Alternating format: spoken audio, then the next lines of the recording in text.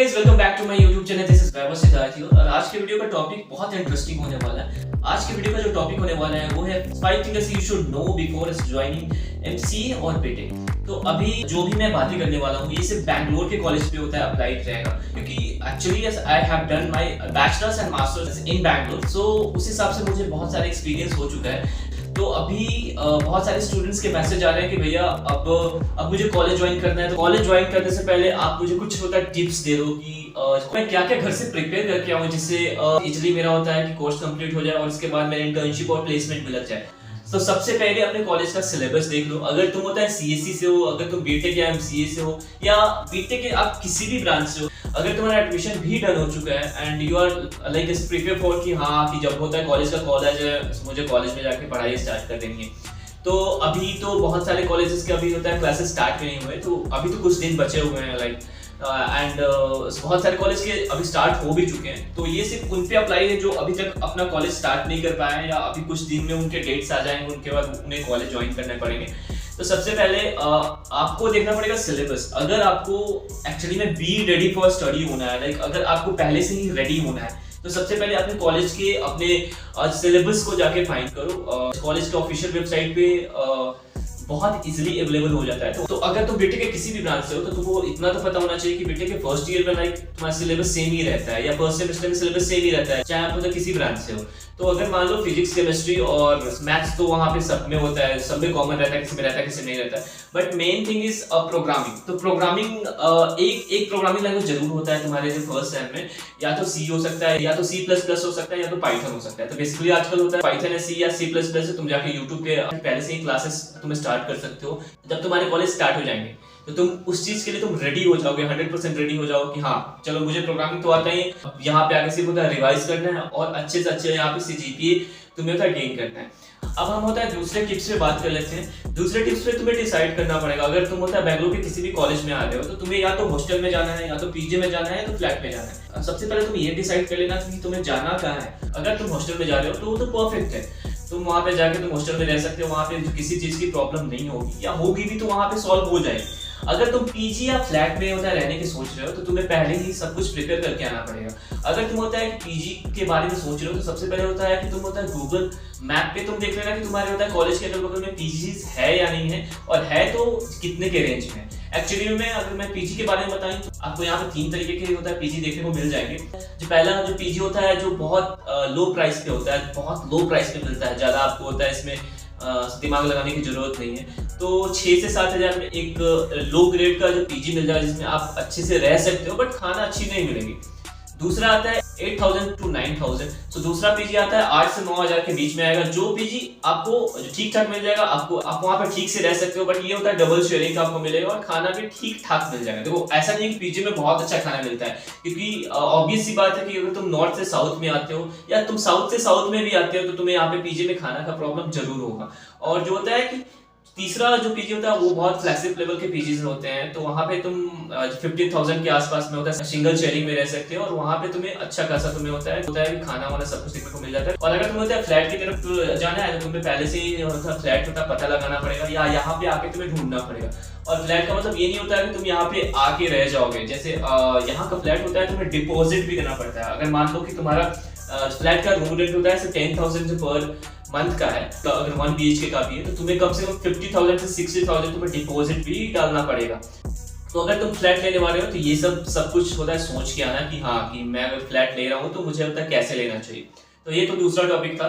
तो अब हम होता है कि तीसरे टिप्स की बात कर लेते हैं। तो तीसरा काम तुम्हें ये करना है कि तुम्हें अपना लिंक्डइन प्रोफाइल बना के रखना है। लिंक्डइन प्रोफाइल का मतलब क्या होता है, लिंक्डइन पे अगर तुम होता है प्रोफाइल बना लेते हो तो तुम्हें जॉब और इंटर्नशिप आसानी से मिल जाएगी। और अगर तुम होता है बीटेक में हो और अब तुमने अपने लिंक्डइन पे अभी से ही अच्छे से काम करना स्टार्ट कर दिया तो 4 साल बाद तुम्हारी प्रोफाइल बहुत अच्छी हो जाएगी। मान लो तुम्हें होता है कॉलेज से कैंपस सिलेक्शन नहीं होता है तो तुम एक्चुअली अपने लिंक्डइन से वहाँ पे होता है कनेक्शन बना के और वहाँ पे आसानी से तुम जॉब ले सकते हो।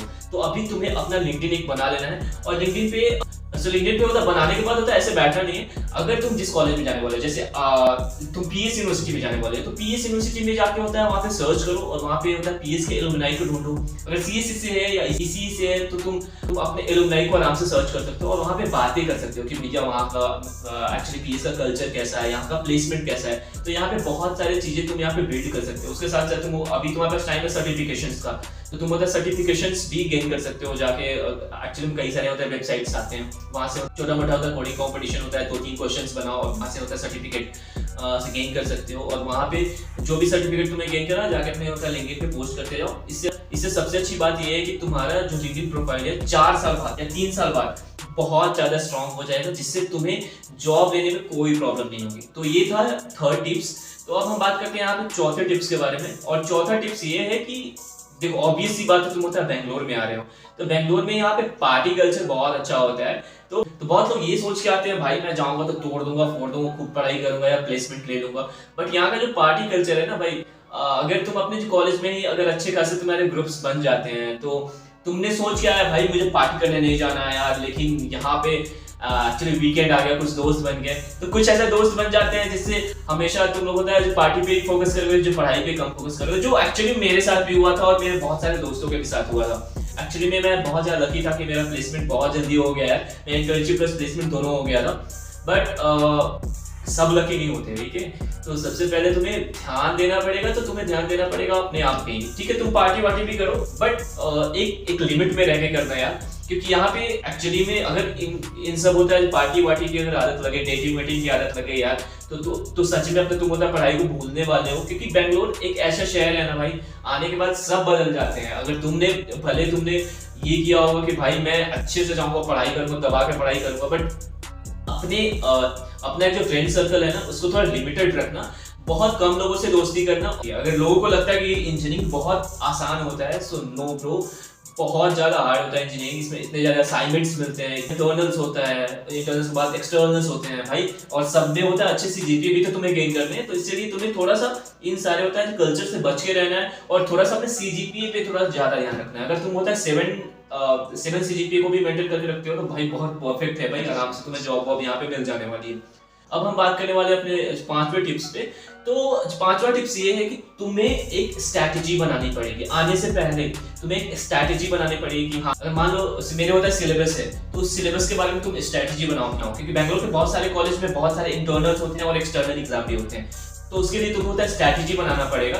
स्ट्रैटेजी का मतलब ये है कि तुम्हें इंटरनल्स और एक्सटर्नल्स में, अगर मान लो कि पहला इंटरनल होने वाला है तो उसमें कितने यूनिट से आने वाला है, तो तुम जाके टीचर्स के साथ जाके होता है मिलके उनके साथ इंटरेक्शन कर सकते हो। सर अगर मान लो कि पहला इंटरनल्स होने वाला है 2 महीने बाद होने वाला है, तो हमें किन किन यूनिट पे ज्यादा ध्यान देना पड़ेगा, जो कौन कौन से तक क्वेश्चंस ज्यादा आते हैं। तो ये एक ऐसा पूरा फुल स्ट्रैटेजी बनाना पड़ेगा फर्स्ट सेम का, कि फर्स्ट सेम में तुम्हें अच्छा सीजीपीए गेन करना है। आज की वीडियो में मैंने आपको जो 5 टिप्स के बारे में बताया, इन 5 टिप्स को हमेशा दिमाग में रखना है और फॉलो करने की कोशिश करना। अगर तुम इन 5 टिप्स को अगर फॉलो तुम कर लेते हो तो अगर तुम्हें आप कॉलेज ज्वाइन करने आते हो तो तुम्हें बहुत अच्छा फील होगा कि तुमने हर चीज होता है कंप्लीट करके आई है और तुम बहुत सारे अपने दोस्तों से आगे रहने वाले हो। तो जिन्होंने इन सारे स्टेप्स को फॉलो नहीं किया है उनसे तो तुम आगे ही रहने वाले हो और तुम्हें एक्चुअली में अच्छा एक्सपीरियंस मिलने वाला है।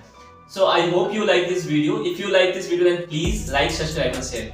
Thank you so much for watching my video. Bye.